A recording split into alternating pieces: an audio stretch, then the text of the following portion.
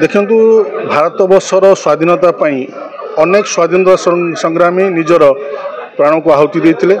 से शहीद भगत सिंह, शहीद राजगुरु, शहीद सुखदेव अन्यतम।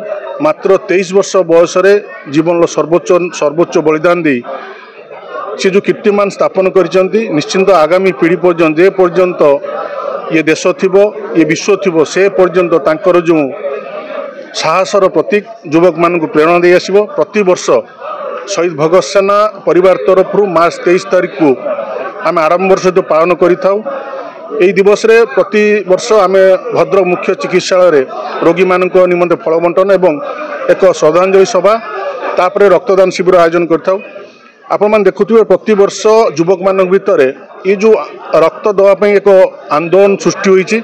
आज शहीद दिवस सत्य मध्य आज भद्रक जिल्ला रे आज रक्तदाता दिवस हिसाब रे आपण माने कहि परिबे, कारण यह प्रत्येक युवपीढ़ी मध्य एक समाज प्रति तांकर जो दायित्वबोधता को प्रतिपादन कर युवक माने स्वतःपूत भाव आसी रक्तदान रे सामिल होउचंती।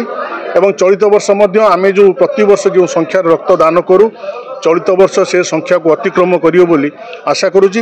एवं शहीद भगत सिंह जपरी देशपाई निज जीवन को समर्पित करते आजिका दिन में युवपीढ़ी मान मोर उद्बोधन रहिबो, समाज पाई, जाति पाई, देश पाई समर्पित होई कार्य करी भारत को शिखर पहुंचाई प्रचेष्टा करबा। धन्यवाद।